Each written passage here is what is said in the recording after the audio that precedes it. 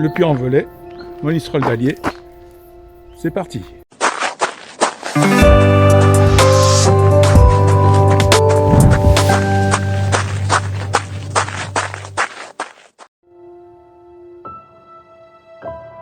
Après la messe et la bénédiction des pèlerins, je suis parti donc sur le chemin de Saint-Jacques-de-Compostelle en partant du Puy-en-Velay. J'ai récupéré ma crédentiale qui est le passeport des pèlerins. Chaque étape, il y a un tampon qui atteste donc des différentes étapes qui ont été franchies. Ce voyage, cette parenthèse intérieure, je l'ai rêvé, voulu, souhaité depuis tellement longtemps. J'ai lu tout le livre de Jean-Christophe Ruffin de l'Académie française, Immortelle randonnée. M'y voici enfin. Je suis seul avec moi-même et pourtant entouré de tellement de pèlerins qui cheminent également comme moi sur ce sentier. Aujourd'hui, je suis déstabilisé. J'aime faire de la randonnée et pourtant aujourd'hui je ne vais pas rentrer chez moi, mais j'irai chaque jour un petit peu plus loin. Je sors de ma zone de confort, ceci m'effraie un tout petit peu. Et pourtant, c'est ce que j'ai voulu. Je m'arrête régulièrement dans les églises et les petites chapelles, où le calme, le silence se prêtent à la méditation et à l'intériorisation. Ces moments sont les miens, ils sont pour moi. Oui.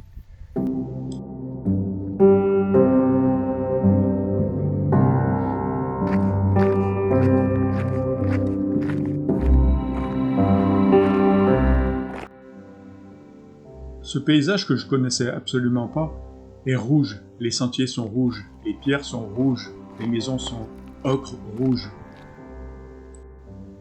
Il fait très chaud. J'ai marché rapidement, bien trop rapidement, et mon arrivée à Saint-Privat d'Allier me fait regretter de ne pas avoir choisi cette ville comme étape. Et donc je continue un petit peu plus loin.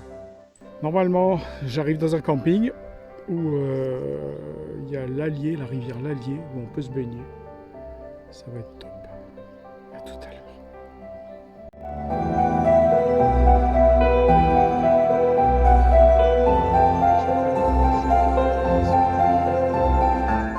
Alors en fait, je suis en train de faire le décompte, mais je pense qu'on n'est pas loin des 40 km, ce qui est beaucoup trop. Beaucoup trop avec la chaleur qu'il faisait, c'était même compliqué. L'eau, elle m'a même manqué par moment et c'est pas cool. Donc je vais voir demain si je garde la même étape ou si des fois je la raccourcis parce que je pense que je vais le payer.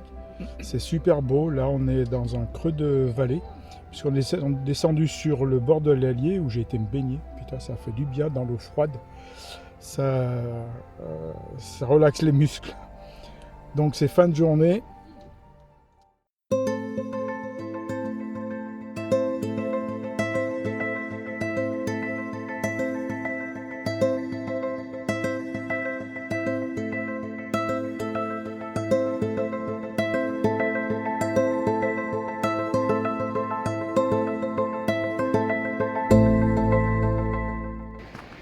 Et c'est reparti pour une nouvelle journée.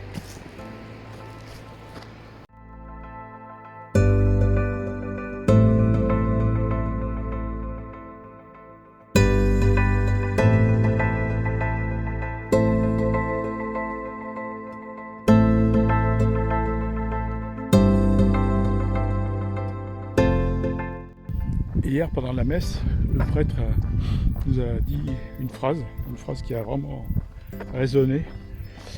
Quel est ton essentiel? Allez chercher votre essentiel. C'est vrai, c'est quoi l'essentiel? Sa vie professionnelle, sa vie familiale, la vie associative, s'occuper de soi, s'occuper des autres, c'est quoi? J'ai quelques journées pour y réfléchir.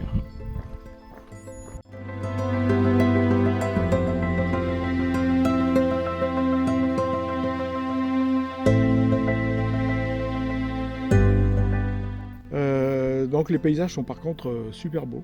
C'est vrai que c'est joli, c'est sauvage, c'est rustique. Le paysan chez qui je m'étais arrêté pour boire un coup tout à l'heure, il me disait que dès que le froid arrive, la neige est pas loin. Et quand il neige, c'est assez coupé du monde. Chaque petit hameau, il est assez éloigné les uns des autres. Il y a une seule route qui doit être assez exposée aux intempéries. Donc il faut aimer ça, quoi. Mais ça reste magnifique. C'est super beau. C'est vallonné, c'est calme, c'est tranquille. On n'entend rien. Juste on entend le vent dans les arbres et les pas.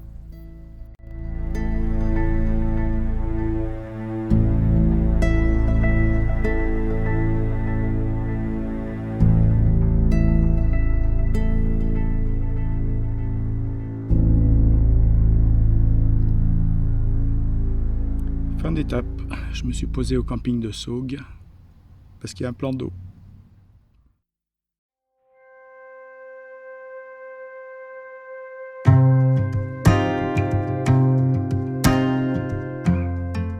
Saugues, Saint-Alban-sur-Limagnole, c'est parti.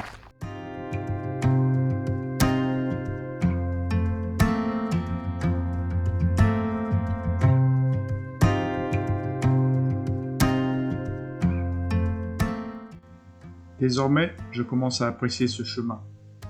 Je commence à m'arrêter, prendre mon temps, regarder, lire ce qui est écrit, apprécier les paysages. Je suis bien sur le chemin. Le chemin rentre en moi. Nous ne faisons désormais plus qu'un. Je ne vois qu'un moyen de savoir jusqu'où on peut aller, c'est de se mettre en route et de marcher. Henri Bergson.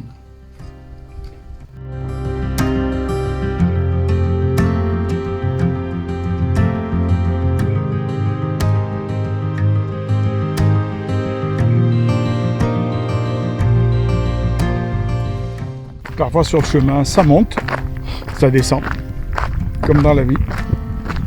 Des fois, il faut aller à droite, parce qu'à gauche, il y a des obstacles, ou inversement, comme dans la vie. Des fois, on est obligé de s'arrêter un moment sur le chemin. Des fois, on tombe sur le chemin. Des fois, on se relève, comme dans la vie. Le chemin, c'est la vie.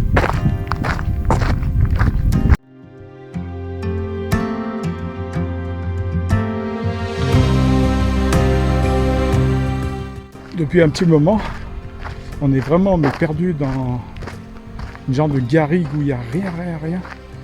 Et pas de point d'eau, ça faisait un moment que j'avais plus trop d'eau. Et sans eau, c'est très compliqué. À un moment, je me suis dit, tiens, on va demander quelque chose, de l'eau.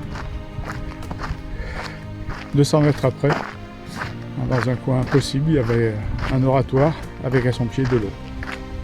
Quand on parle de la magie du chemin.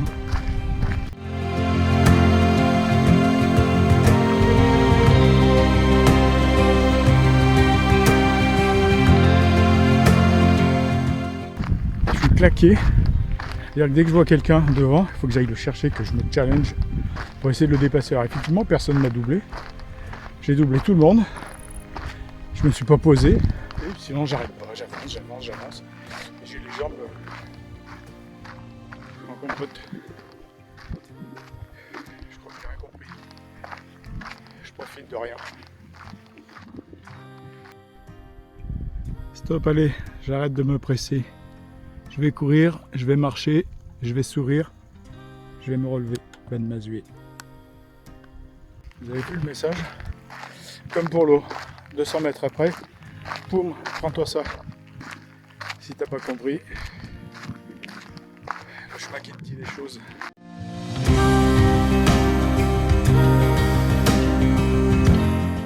Voilà, bien arrivé au camping de Saint-Alban-de-Limagnole. Je me suis pris une petite tiny house pour changer de la tente. Et la piscine, ça faisait trop du bien. Allez, à demain.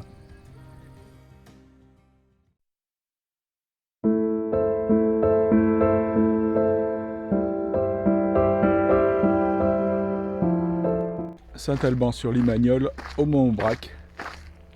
C'est parti.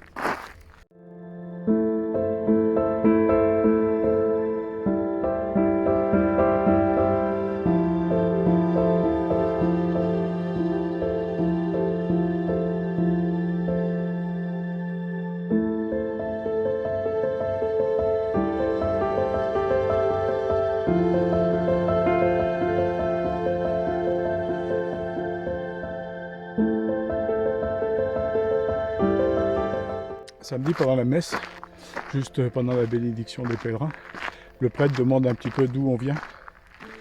Et donc il faisait aussi par pays. Angleterre, Allemagne, Canada. Et la personne la plus loin venait de Tahiti. Tahiti pour venir faire le chemin de Saint-Jacques. Waouh! Quand même. Tell me, where do you come from? Oh, I come from Nouvelle-Zélande. New Zealand. Quand je disais que ça vient de loin, Nouvelle-Zélande.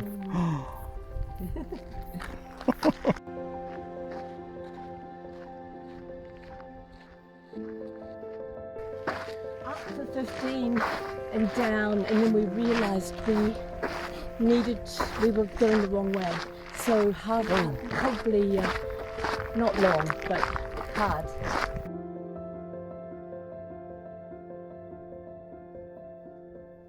Voilà, fin d'étape à Aumont-Aubrac. Une petite étape, mais bien sympathique. Aujourd'hui, on y va tout doucement et on prend le temps de discuter. On a discuté avec plusieurs personnes, des marcheuses principalement, dont la dame qui vient de Nouvelle-Zélande.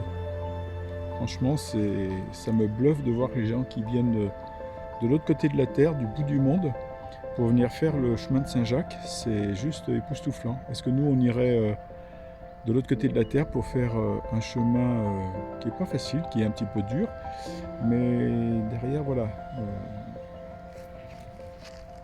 Je pense que je vais en tirer certaines choses, effectivement. Il y a eu des beaux enseignements, il y en a d'autres qui m'interpellent encore un tout petit peu. Il faudra creuser ça, ou il faudra peut-être y revenir et puis approfondir tout ça.